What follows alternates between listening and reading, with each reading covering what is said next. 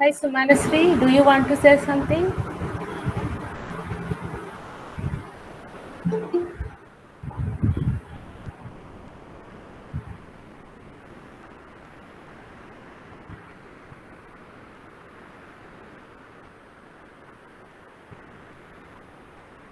Hello? Yeah. Can you hear me? Yeah, yes. Actually, good evening. The thing is, I have started taking this course as an initiative for myself to upgrade myself. Okay. So I am restarting my education, learning the linear algebra after 20 years. This is actually a footstep for data science. Yeah. So I am able to relate to the videos, but I'm not able to try to solve the problem. Initially, I am not able to get how I should start. So can you guide me, or should I have to? What sort of problems will be in the initial stage? Maybe small problems, or how I have to initiate doing the problems, like how I have to start approaching the problem. Okay. So you have tried the assignment problems, right? Yeah, quite a few I tried, but probably 1 to 5 I tried. That is, those and all are actually, if we look at the videos itself, we will come to know that these are the properties of it. Yeah. So, but if you consider the relation or assignment problem 6, uh, how do I approach those problems? Relay based on the relation, or there is one problem with. One second, I there is a relationship in that. How do I approach that? That is problem number 8 and all. How do I Yeah. analyze that problem? Basically, you are facing some problem while doing the assignment, right? Yeah. So that is why we are conducting this live session. Actually, Okay. we will solve a similar kind of problems, similar to your assignment problems. It is not Hacha. exactly, but you can easily approach the problem, Relate. assignment Yeah. problem. Yeah. Yeah. Correct. ठीक है. So just go through this session, and if you are having any doubt, all of you, if you are having any doubt, you can ask me, and at the same time, otherwise you can chat here. Okay. What are all your doubts, and like we will go how to approach the problem, and you can also answer the questions Okay. while going. Yeah. Okay. Yeah. Yeah. Thank you very much. Yeah. Okay. Fine. So I think let's begin the session today. Okay, first let me share the screen. Okay.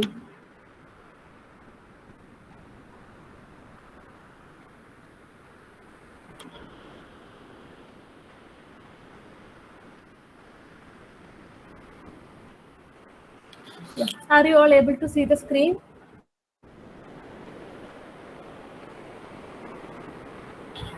Yes. Yeah, okay, thank you. Before starting the session, let me introduce myself. I am Harsha from IIT Tirupati. I am a research scholar in IIT Tirupati.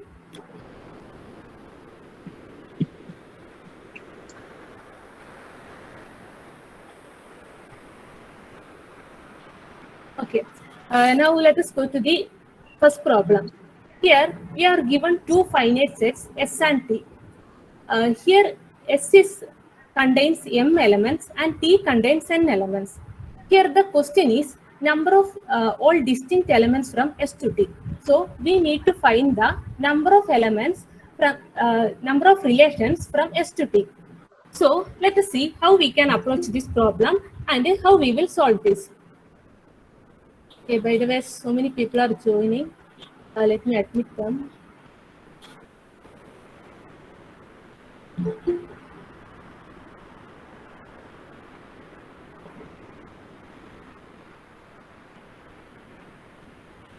I request you to join at 6 o'clock or 2-3 minutes before 6 o'clock so that it will be easy.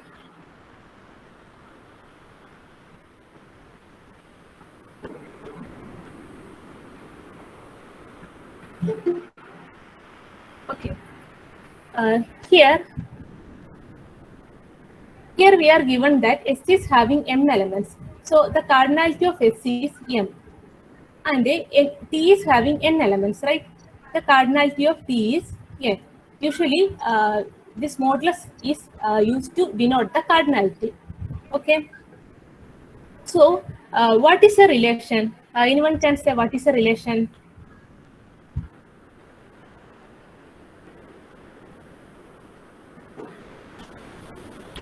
Excuse me. Are you all able to hear me, right?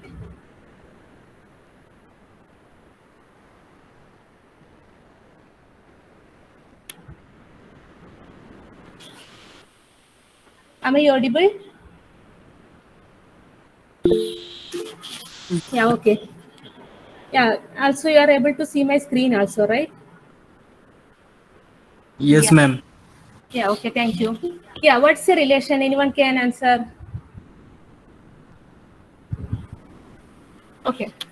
A relation from a set S from a set S to T is a subset of S cross T. S cross T. What is S cross T? S cross T can be seen as the Cartesian product set of all xy, where x is an element of S and y is an element of T. Right? This is our S cross T. A relation R is a subset of S cross T. S cross T. If R is a subset of S cross T, then R is a relation. That is, if an element xy is in a relation, we can say in some way x is related to y, or we will write x is related to y. This is the relation. So, a relation is a subset of S cross T. Here, the question is the number of all distinct relation from S to T, right?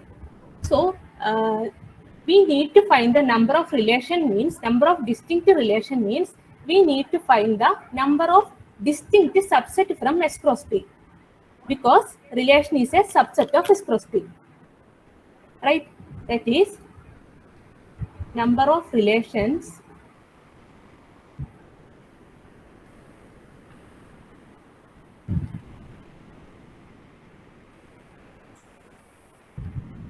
number of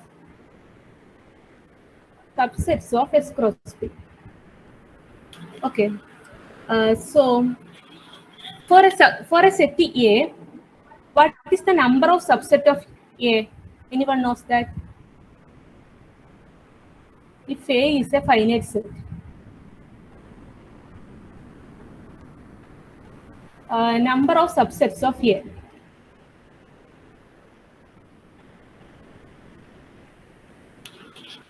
Anyone know the answer? Null and elements of A. Can you tell once again? Null set and the elements of A. Yeah, I'm asking, yeah, these are subset. I'm asking total number of subsets.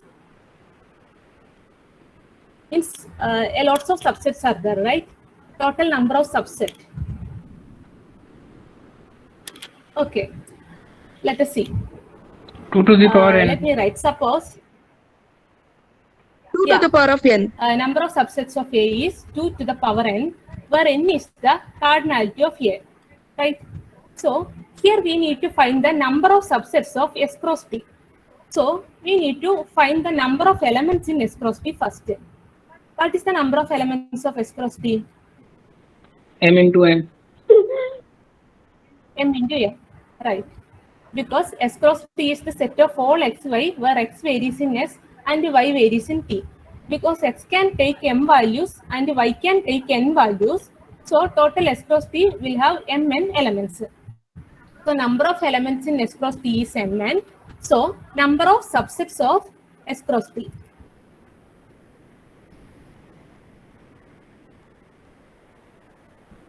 S cross T will be equal to 2 power mn, right? So since each subset can be seen as a relation and a relation is a subset of S cross T. So it is clear that number of relation from S to T is 2 to the power mn.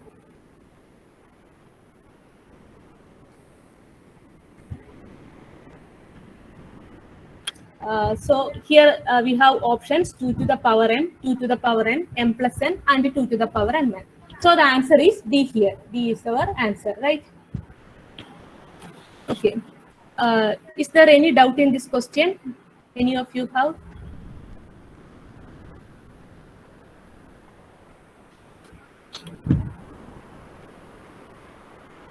Okay, if you have any doubt, you can ask now.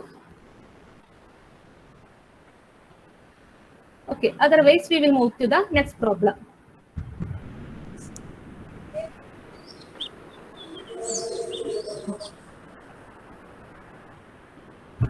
See, here we have given a set S.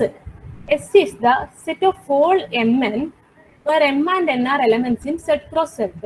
That is set of all Mn in Z cross Z.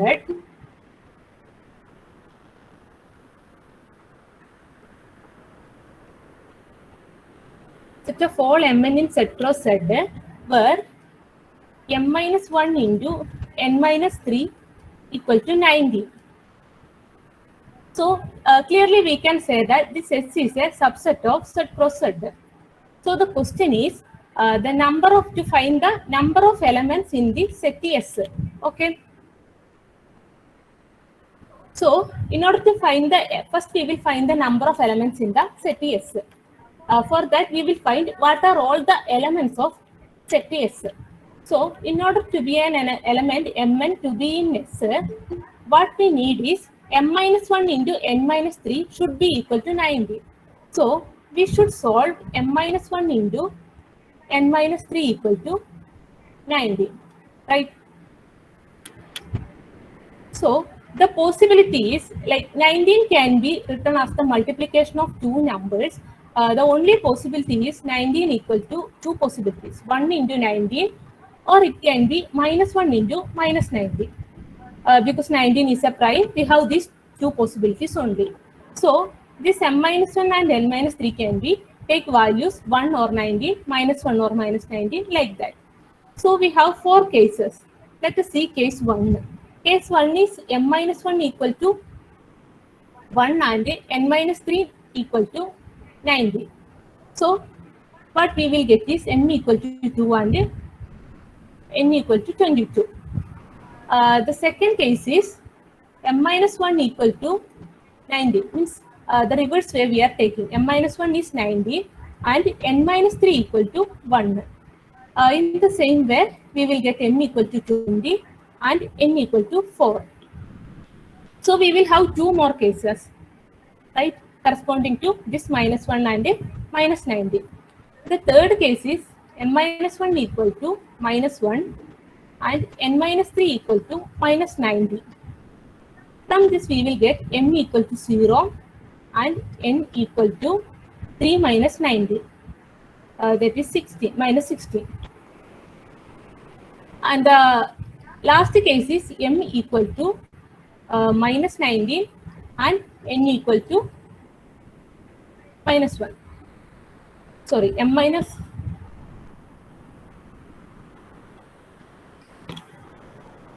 The last case is m minus 1 equal to minus 19 and n minus 3 equal to minus 1.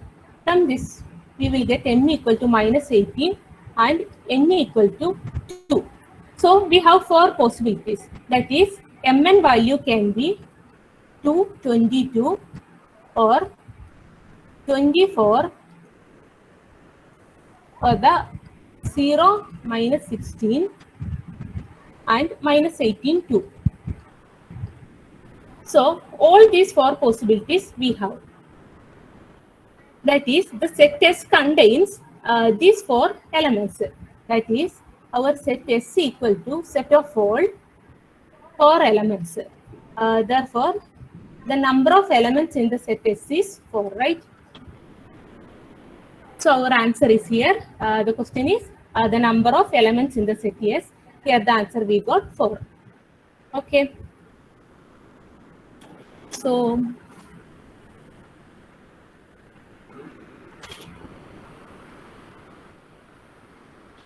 is this answer clear for everyone, or do you need to repeat or any doubts?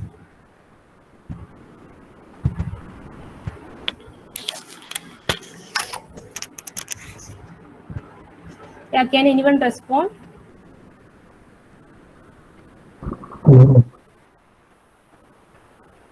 Okay.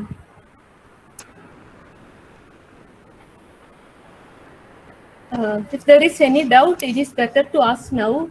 So this is the live interactive session. You will not be getting more session, like in a week you will get 2 sessions only. So if you have doubt, you can ask and I'll try to explain my best. Okay.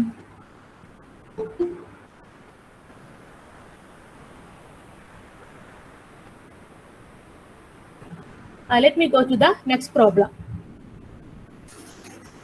So here the question is, which of the following is not a null set? It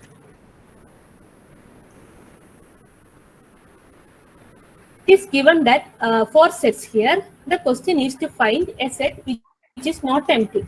So let us see what are all the sets here.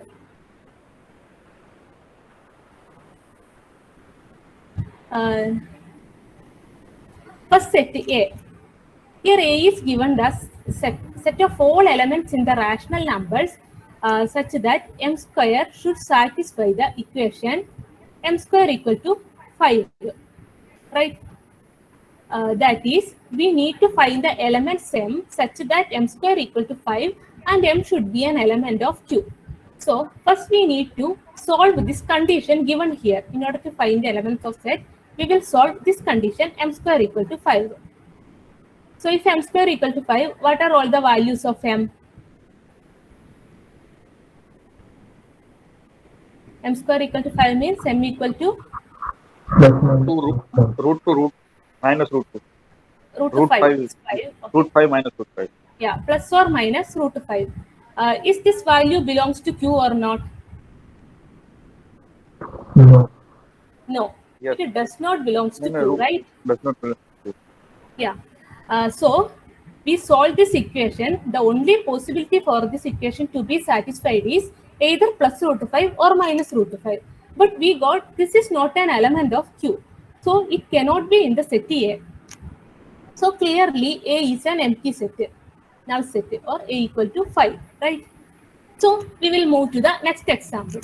The next example is set of all real numbers either such that it should satisfy m square equal to 9 and 2m equal to 4.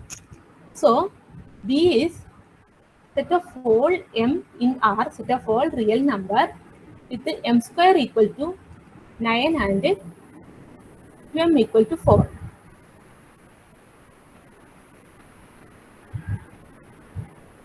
So we need to, here the condition is AND condition. That means we need to solve both m square equal to 9 and 2m equal to 4. At the same time, if such a value exists, it should be in a R. So we will solve the equation. M square equal to 9 means m equal to plus or minus 3 and 2m equal to 4 implies m equal to 2. So solving this equation we get plus or minus 3 and solving the second equation we get 2. That means there is no number which satisfies both m square equal to 9 and 2m equal to 4.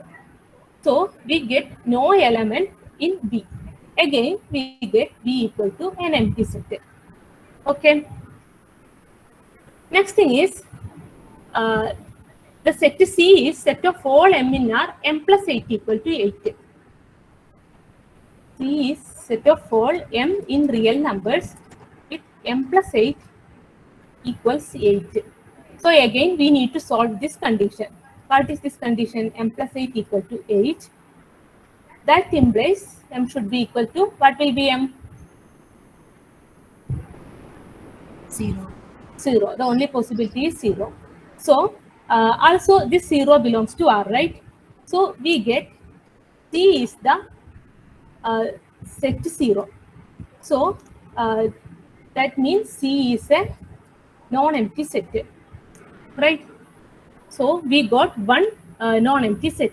So the question is, which of the following is not a null set?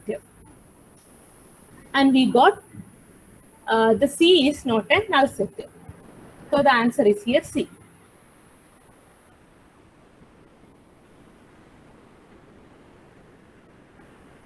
So let me check the last option also, D. Where D is given as set of all elements in the natural numbers such that m square equal to 2. This is same as the earlier question, m square equal to 5. But the only thing is, in question A, m should be in Q. In question D, m should be in N. So m square equal to 2 means m equal to plus or minus root 2. It is clear that root 2 or minus root 2 or plus root 2 is not an element of n. So no element is in D. Again D is empty. So what we got is A, B, D are empty set and C is a non-empty set. Is that clear for everyone? Question or any doubt?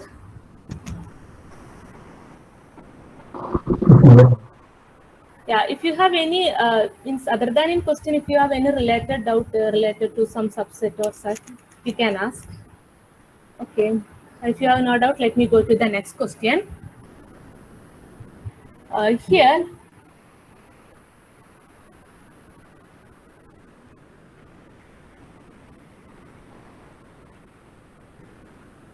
yeah, here the set is given S as set of all 1, 2, 3, and rho is a relation. That means here S equal to set 1, 2, 3. And rho is a relation means rho is a subset of S cross S, right? And it is given as rho equal to set of all 1, 3. So the question is whether it is reflexive, symmetric, transitive, or an equivalence relation. So first let us see whether it is a reflexive or not. Okay, can anyone say whether this relation rho is reflexive or not? It is not reflexive. Yeah, it is not reflexive. The reason is, if it is a reflexive relation, we should have set of all AA should be an element of the relation rho, where A is an element of S. This should be satisfied by for all A in S. Here we know that 1, 1. So the elements of the form AA here is 1, 1, 2, 2, and 3, 3. Clearly, these 3 elements does not belongs to rho. So rho is not a reflexive relation.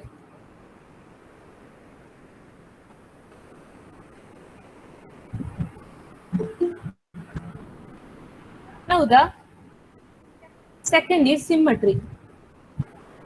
Madam, it is irreflexive or not? It is not reflexive. Irreflexive. I am asking about irreflexive. Irreflexive. Hmm. Can you just tell me the definition of irreflexive? Yes, a relation R is said to be irreflexive, and for each element ordered pair A, comma A doesn't belongs to that relation. Irreflexive means not reflexive, right? That definition means it is not. No, it is not necessary. A relation, it is not necessary. Both definitions are different. Yeah, can you tell once again?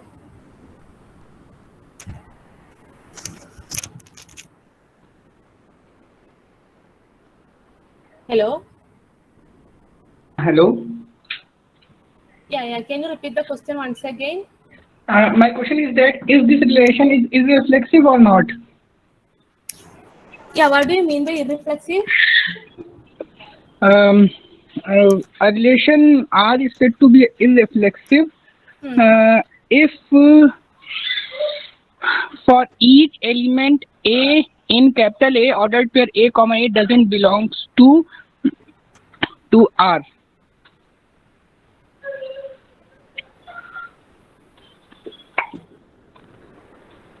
It is clear? Yeah, of course it is not a reflexive, right? You can see. Yes, it is not irreflexive. It is neither reflexive nor irreflexive. Yeah, Thank for you. each element 1, 1, 2, 2, 3, 3 not belongs to row. It is not irreflexive. Okay, thank you. Okay. Now,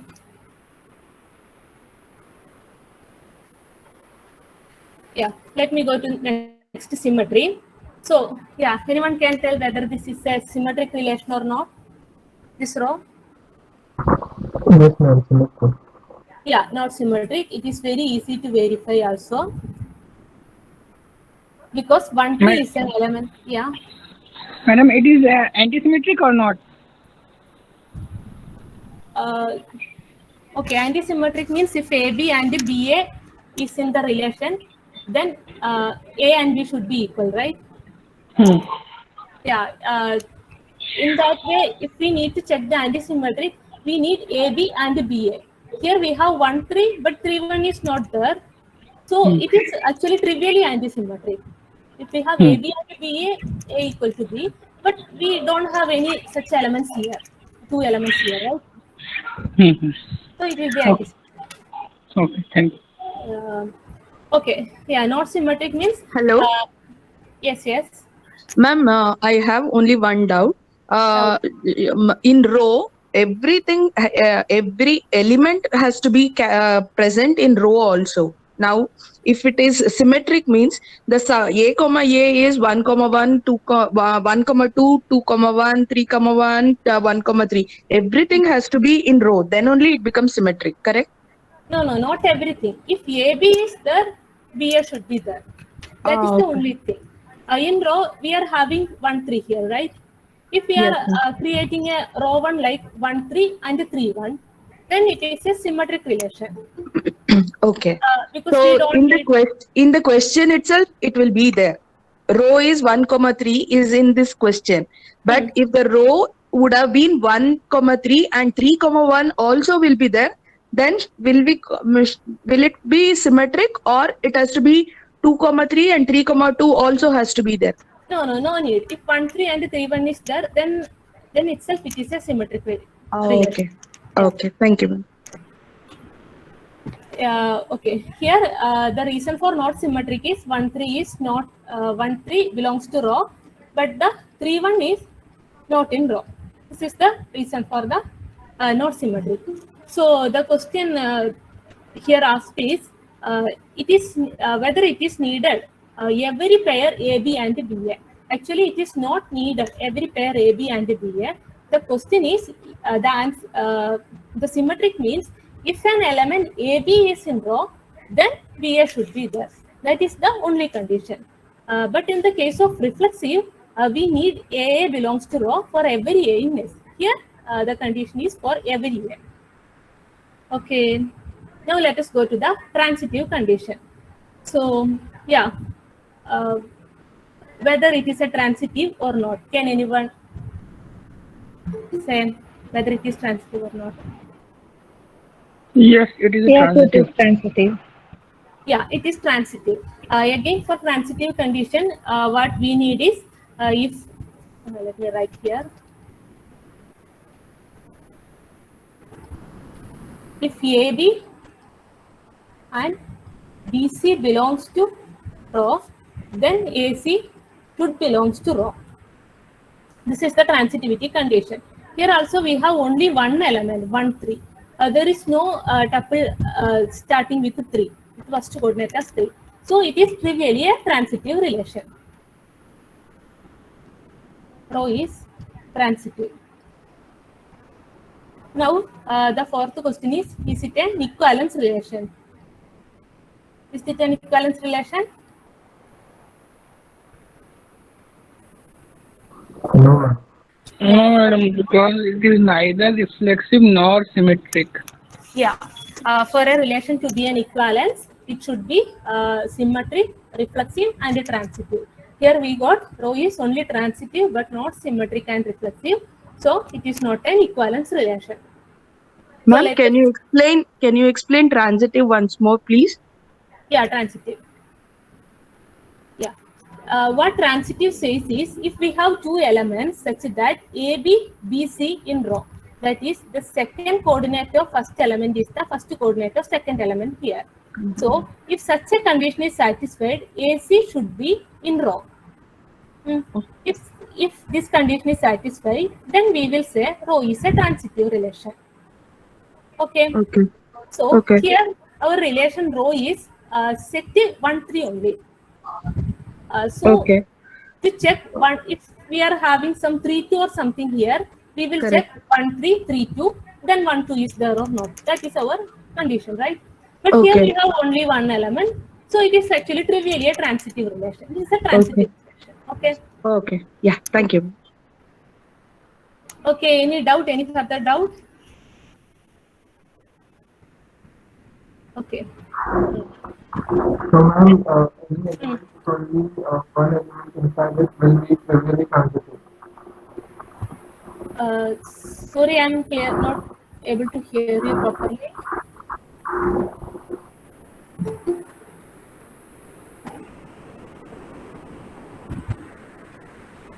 Who is Hello, speaking? ma'am.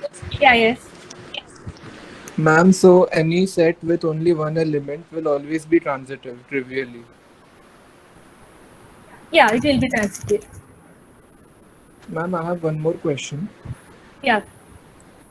Ma'am, if we consider a power set of a set, then will that be will that be an equivalence?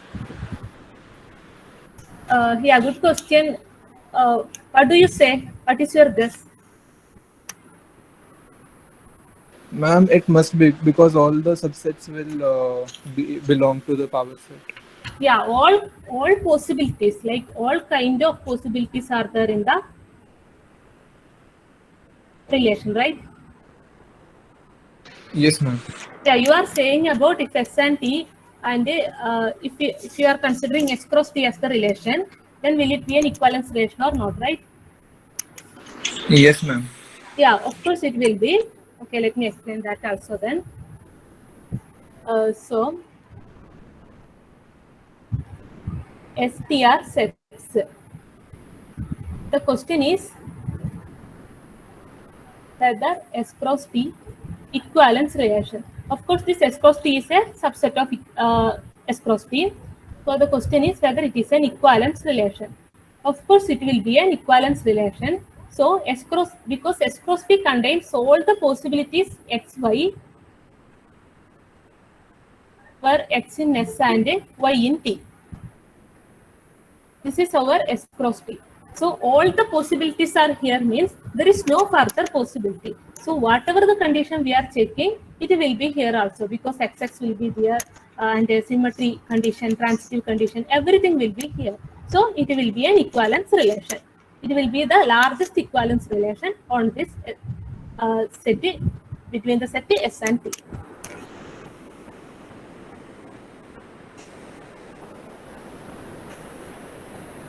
Okay, good.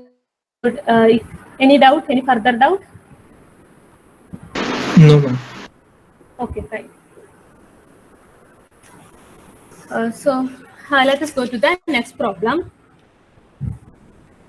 We are given that S and T are two sets, and the cardinality of S is 12. Cardinality of S is 12.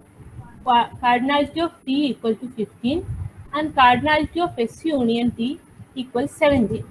The question is cardinality of S intersection T. What will be the cardinality of S intersection T? So let us see this through the Venn diagram.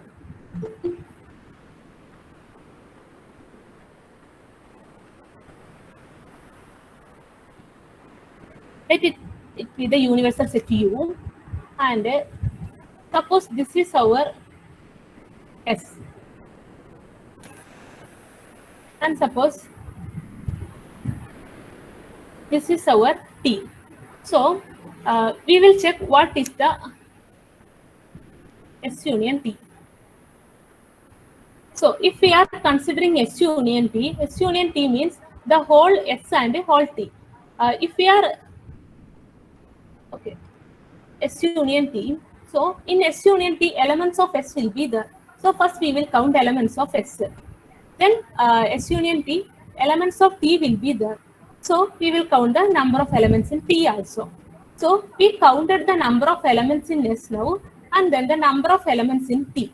So while counting this both, actually we counted this portion twice.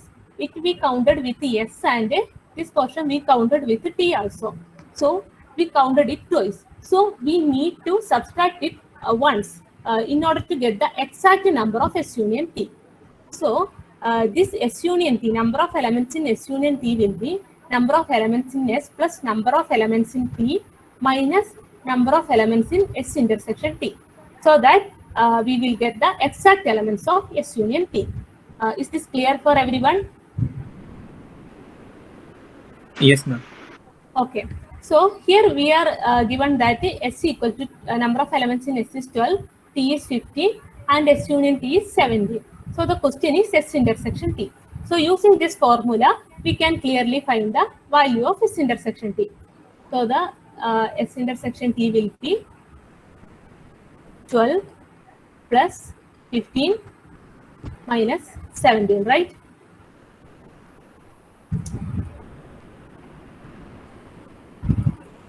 Okay. Is this clear? Yes, ma'am. Yes, ma'am. Okay, so here the answer is A.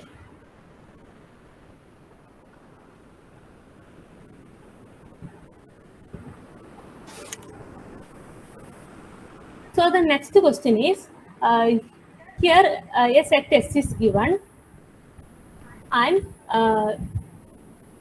where M denotes, mod M denotes the modulus of M.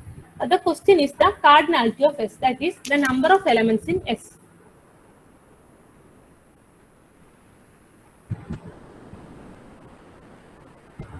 Now, first let us write the set S explicitly. S equal to set of all M in Z such that modulus of M strictly less than 5. So, set of all integers with the modulus less than 5. So, it can be minus 4, minus 3. It should be strictly less than 5. Okay, otherwise, let me write. The condition given in this set is mod M less than 5. That means minus 5 should be strictly less than M less than 5. This is the condition we need to solve. So the value of M should be minus 4, minus 3, etc. 3, 4. So this will be the set S. S equal to set of all minus 4, minus 3, etc. 3, 4. So the cardinality of S. Clearly, what is the cardinality of S? 9. Yeah, 9. So it's an easy question. The option B is the correct answer. Any doubt here?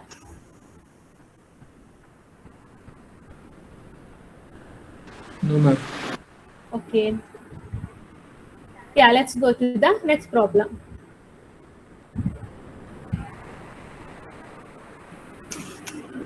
So here we have given two sets S and T, and the question is the symmetric difference of S and T.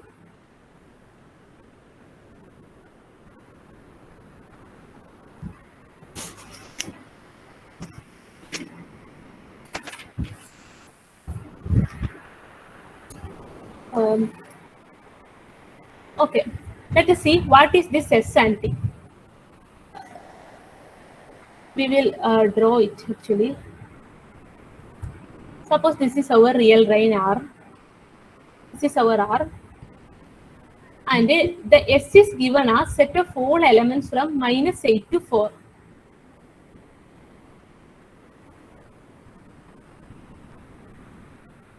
Suppose this is our -8. Let it be 0 and let it be 4. So -8 is not included here and 4 is not included here. So -8 to 4 is our set S. And let us see what is the set T. Set T is the set of all elements from -2 to 11. So let it be -2 and let it be 11. Here 11 is included here and -2 is not included. So this first one is our set S and second one is our set T.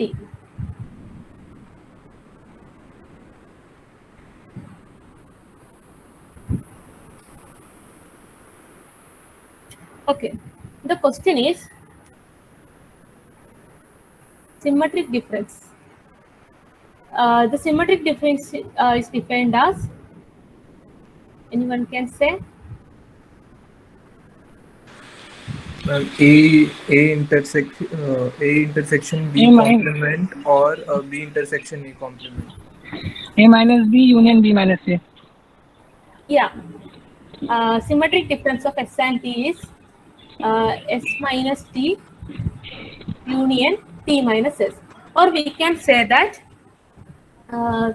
symmetric difference of S and T is the set of all elements in S union T, but which is not in both S and T.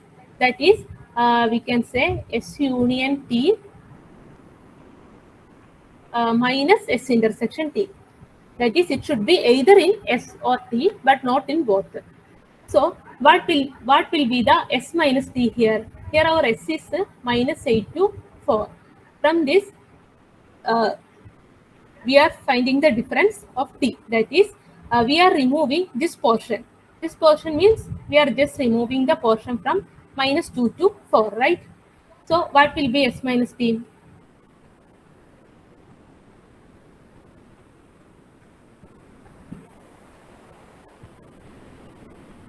Anyone?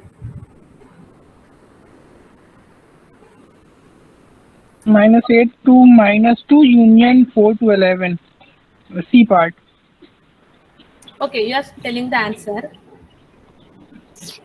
-8 Yeah, answer is C. to Okay. So I am asking about S minus T. So -8 to -2. It will be -8 -2. to -2 because from here onwards we are removing. But -2 is open. So open -2 to the we are removing. But up to -2 it is here. This is S minus T. So in the same way, what will be T minus S? Here it is -2 to 11 is our T. From this we are removing the portion -8 to 4. So we just need to remove the portion from -2 to 4 only. That is 4 is not excluded because here it is open interval. So T minus S will be close to 4 to 11. So the S minus T symmetric difference of S and T is S minus T union T minus S. So what will be the S minus T union T minus S means? This is our S set of all M in R, where M varies from -8 to -2. And T minus S means set of all element in R, where M varies from 4 to 11, both 4 and 11 included. Okay. So here the answer is C. Any doubt here?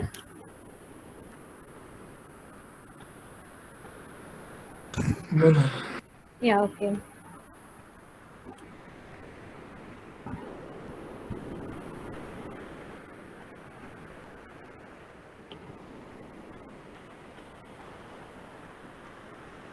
Okay, now let us go to the next question. So here also to solve the question, solve such a question, it is easy to use the Venn diagram. So we will get a pictorial depiction and a, okay, let me draw the Venn diagram for this.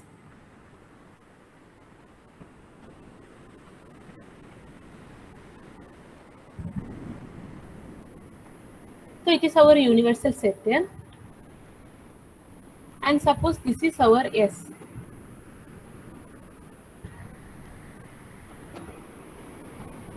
And this is our T. Okay. So we are given that the number of elements in S complement intersection T is 10. Okay. What is the S complement intersection T? So here is the S. So the portion inside this blue circle is S. So S complement is outside this blue circle. That intersection T. So outside this blue circle, intersection T means this portion only. It will come this portion. So this is the S complement intersection T. So here we got this is in this portion we have 10 elements. And the next thing is S intersection T complement. Here also we need to find T complement. T complement means the portion outside this red circle. So that intersection, this S means we will get this portion only. So in this portion, it is given that there are 12 elements. Okay. And given that S intersection T is 8. Clearly, we know that S intersection T is the common portion of S and T. So this is the common portion. So here it is given that 8 is the number. So total, the question is number of elements in S union T. So S union T we know all elements, this blue and red together. So this portion actually it is divided into 3 portions. One is S complement intersection T, one is S intersection T complement, and one is S intersection T. That is, there is no intersection further. It is a disjoint collection. So in order to find the S union T, we just need to count the elements in this disjoint sets. So what will be the S union T? Just add these 3 elements. 12 plus 8 plus 10. 30. Okay, is this question clear? Answer? Yes, ma'am. Okay, if anyone having doubt, please ask now. Ma'am, 1 second. Yeah, Can you go for that Venn diagram, ma'am? yeah.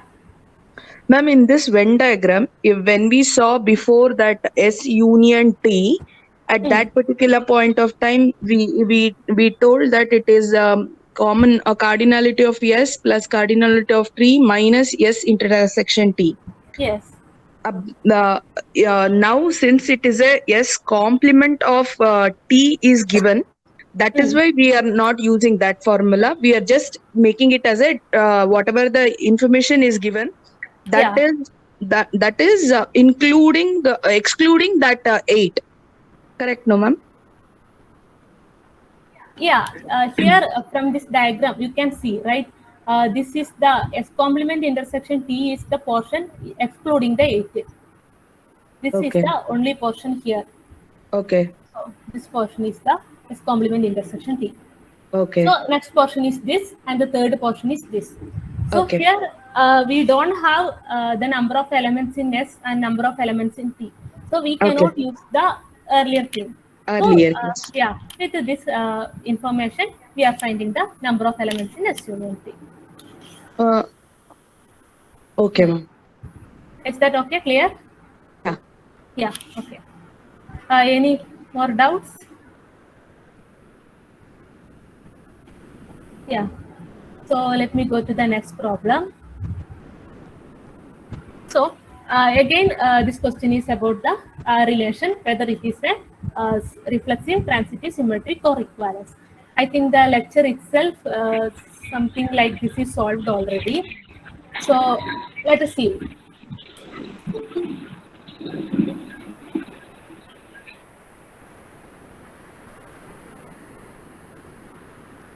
Okay, let us see whether it is a reflexive, transitive, symmetric, or equivalence relation.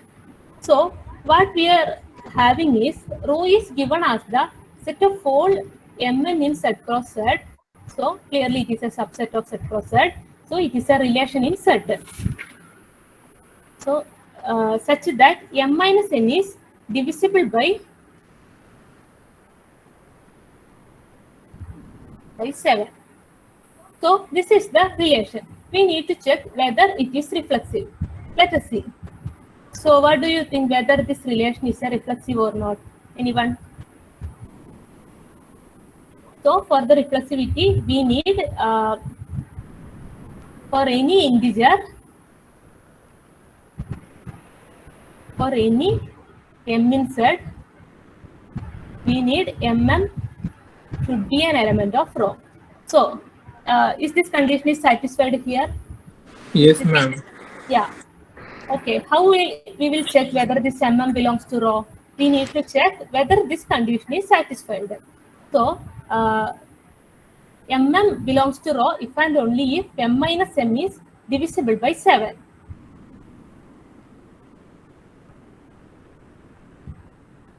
So we know that m minus m is 0. Here instead of n we have m. That is why we are using m minus m. So m minus m is 0, which is clearly divisible by 7. So this mm is contained in this rho. So it is a reflexive relation. Second condition is symmetric. So in the case of symmetric, what we want to check is if an element mn is in rho, nm should be also in rho. So is this a symmetric relation?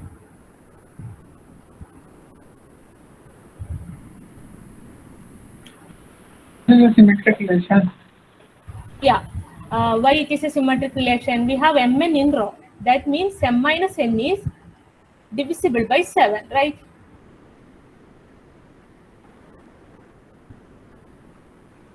But we can write this, we need to prove n minus m is also in rho. What is this n minus m? N minus m is minus of m minus n.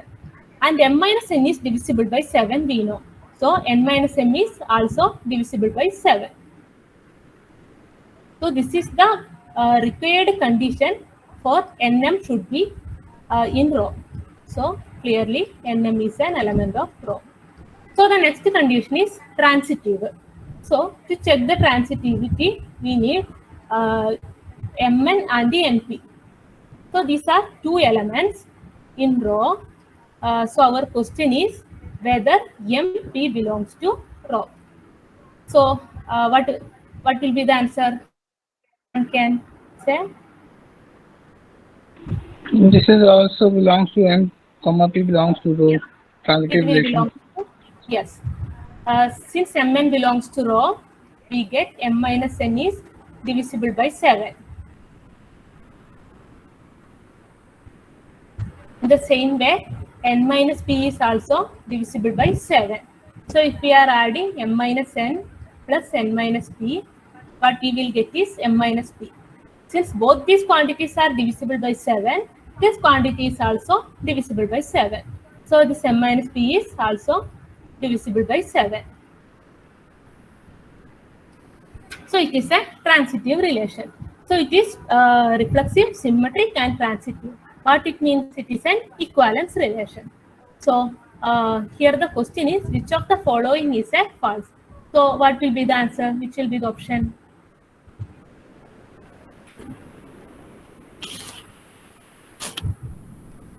D. Yeah, D. Rho is not equivalence because rho is an equivalence relation. So here the option D. Okay.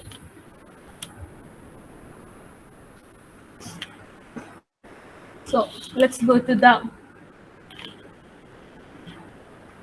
next problem. So here given that, okay, by the way, any doubt?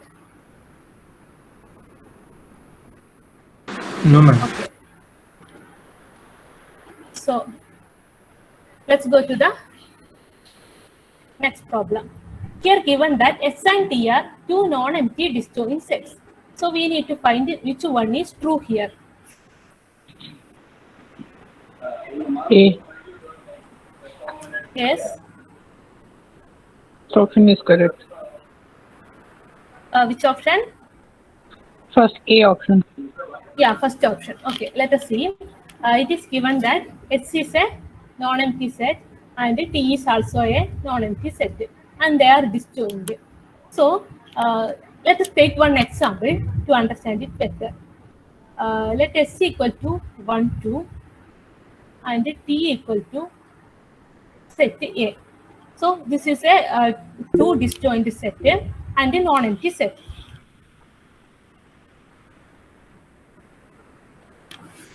So here what will be S cross P? S cross P should be first element should be from S and second it would be from T. So 1A, 2A. So this is S cross P, and what will be T cross S?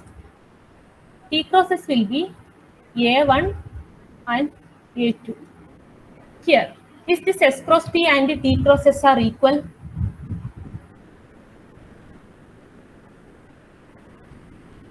S cross P, T cross S. Is there any relation between S cross P and T cross S?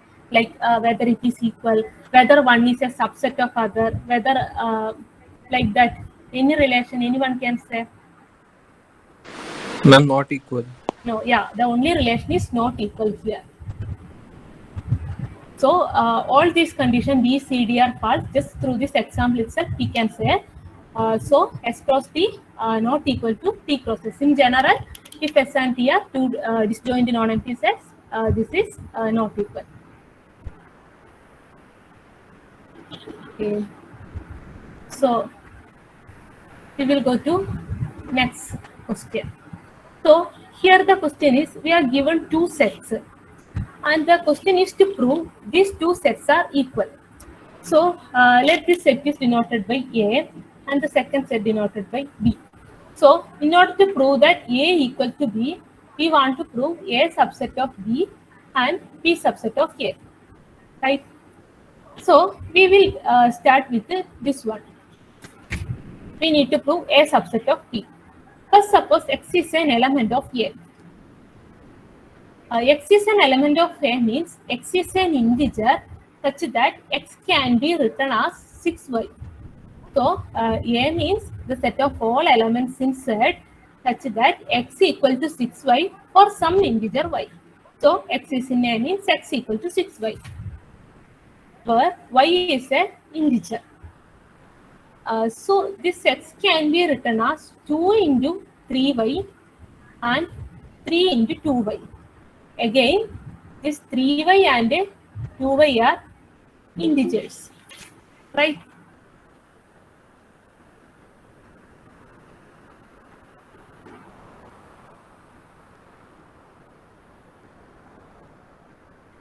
Okay, so we got an element in A can be written as 2 into an integer and 3 into an integer.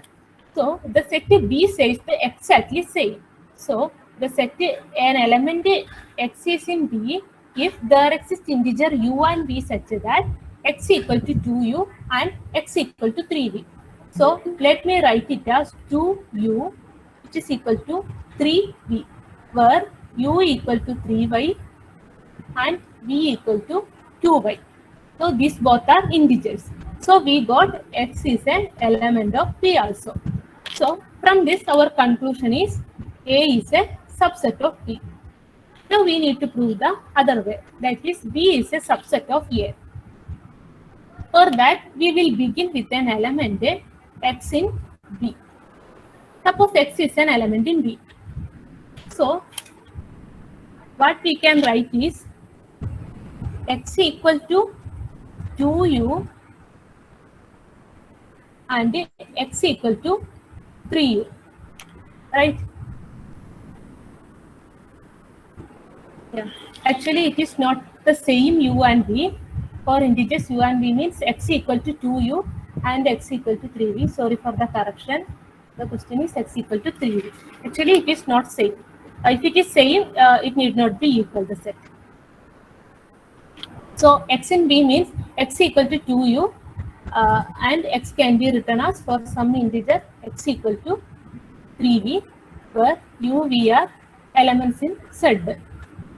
So what it means that 2 divides X and 3 divides X. That means uh, 2 is a factor of X and 3 is a factor of X. Both 2 and 3 is a factor means 6 is also a factor of X, right? So X can be written as some 6 into some Y, for Y is an element of Z, because 2 and 3 are factors. So of course the GCD of 2 and 3, sorry, the LCM of 2 and 3, 6 will also be a factor. So this X equal to 6Y means X is an element of A.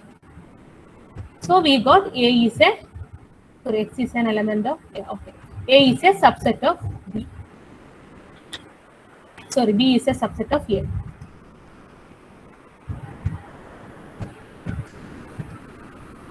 So we got two conditions, A is a subset of B and B is a subset of A. So we get A equal to B.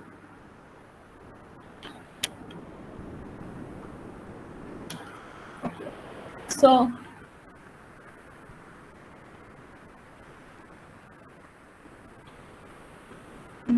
okay, any doubt in the last question? No, ma'am.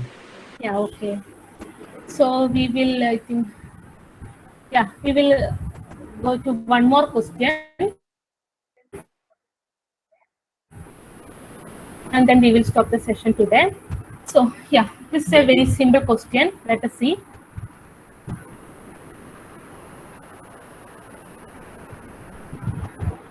Okay, here given A and B are two sets and A cross B equal to empty. So among this, what is true? If A cross B equal to 5, which of this is true? Anyone can just check and answer this.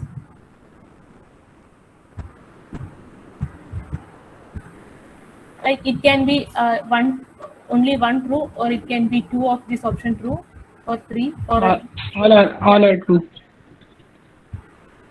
can you repeat, please? All are true. All are the possibilities. What about the fourth option? Is that no, sorry. 1, 2, 3 are correct. Yeah, correct. 1, 2, 3 are correct. So let us see why this 1, 2, 3 are correct. Of course, if A, okay, let us see. Suppose A is an empty set and B is a non-empty set.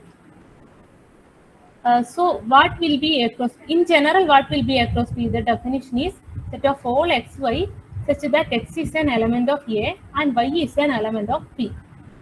So if there is no element in A, there is no first coordinate, and so that this xy, there is no such xy belongs to A cross B, because there is no possibility for x. So if A equal to 5, we will get A cross B equal to empty if A equal to 5.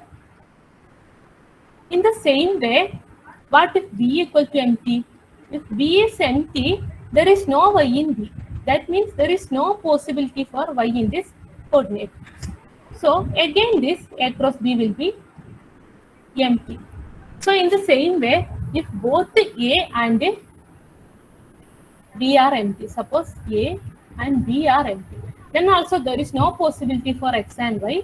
So we will get A cross B is again empty. But what if A is non-empty and B is non-empty? There exists at least one. If A and B are not equal to 5, there exists at least one x in A and one y in B.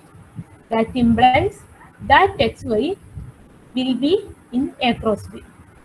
Okay, so A cross B cannot be an empty. In this case, A cross B will be a non-empty set.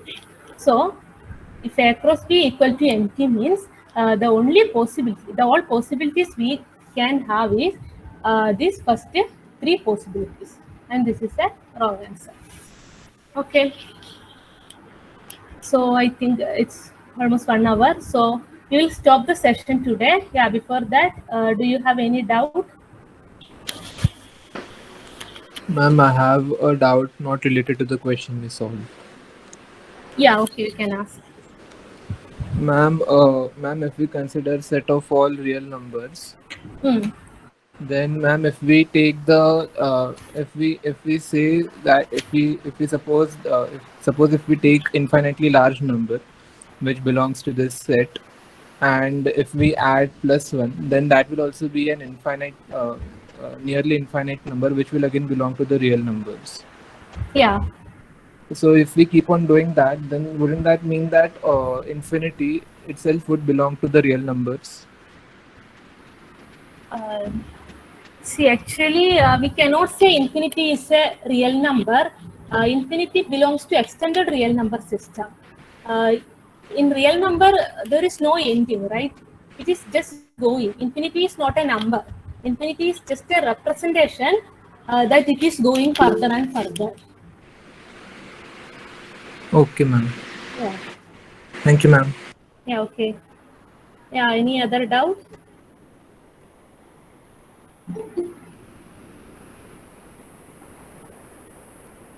Anyone doubt? Okay, these notes, yeah, most probably you will be able to access these notes. I think it will be uploaded.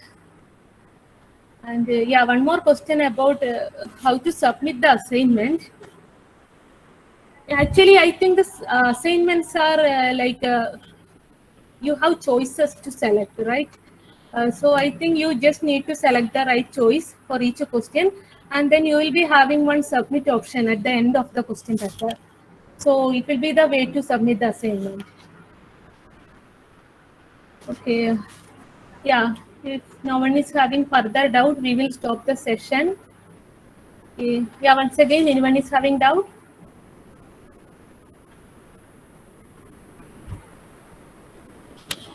Okay.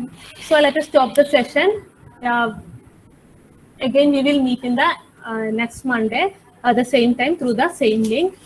Yeah. Thank you everyone for attending, and you can leave the uh, session now. Thank you, ma'am. Yeah. If you don't have Thank any you. doubt, you Thank can you. leave. Yeah. Thank you all. Okay.